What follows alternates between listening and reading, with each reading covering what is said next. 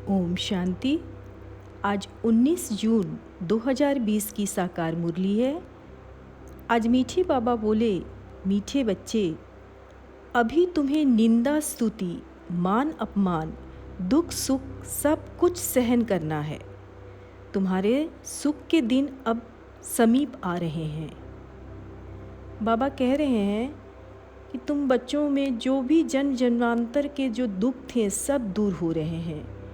अब तुम्हारा दुख का पाठ पूरा होता है और सुख का पाठ शुरू होता है।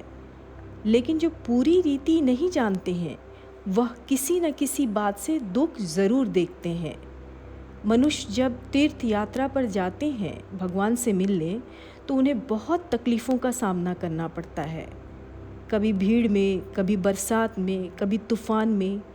लेकिन जो सच्चे भगत होते हैं वो तो कहेंगे कोई बात नहीं, अच्छे काम में हमेशा विघ्न पड़ते ही हैं, वापस लौट कर नहीं आते हैं।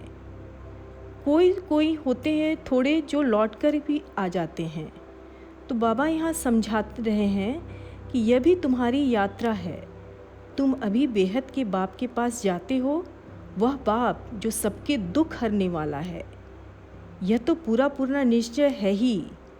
जो पूरी रीति बाप को या ड्रामा को नहीं जानते हैं वह किसी न किसी बात में दुख ज़रूर देखते हैं। इसलिए बाबा कहते हैं कि हर परिस्थिति में अपने को एक समान रखो।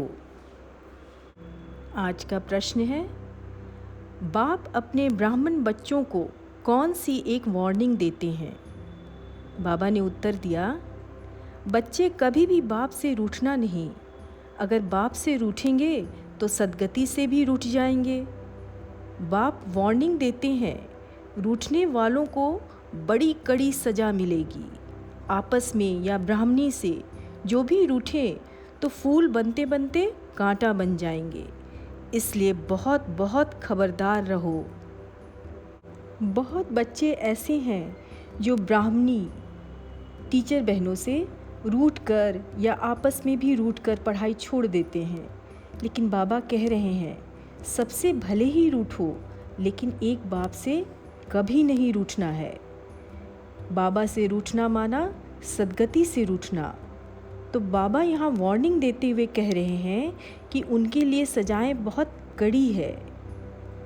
भले कहाँ भी जाओ, सिर्फ एक बात याद रखना है, बाप को याद करो और साथ साथ स्वदर्शन चक्र भी फिराते रहो, तो स्वर्ग में ज़रूर आएंगे।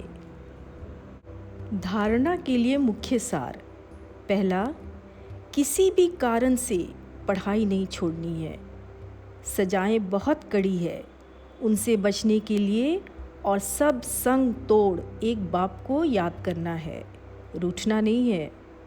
दूसरा, ज्ञान इंजेक्शन व अंजन देने वाला एक बाप ही है। उस अविनाशी सर्जन से कोई बात छुपानी नहीं है। बाप को सुनाने से झट सावधानी मिल जाती है। अगर कभी दुख हुआ या मान अपमान हुआ तो बाप को तुरंत बता देना है। कभी मन में नहीं रखना है। मन में रखने से मन बहुत भारी हो जाता है, और जब बाबा को सुना दें तो मन हल्का हो जाता है और सावधानी भी मिल जाती है। बाबा तो रूहानी सर्जन है, तो उनसे कुछ भी छुपाना नहीं है। अपने मन में श्रेष्ठ संकल्पों का खजाना जमा करना है। अपनी स्थिति को एक समान बना के रखना है।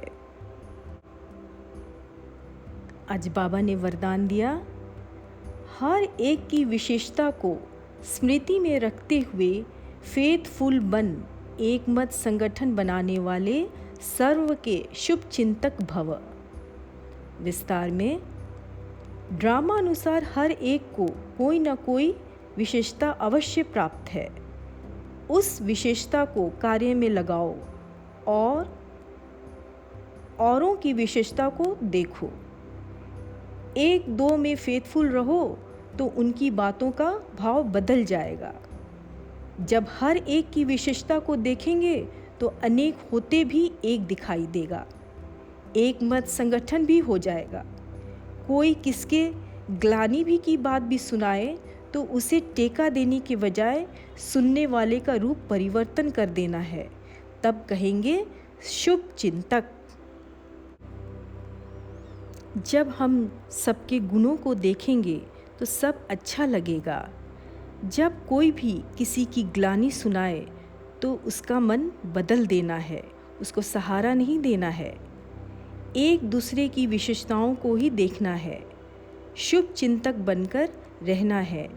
हमें खुशी देनी है या बांटनी है तो सबके गुणों को और उनकी विशेषताओं को ही देखना है, उन्हें गुणों की माला पहनाना है, शुभ चिंतक बनकर रहना है।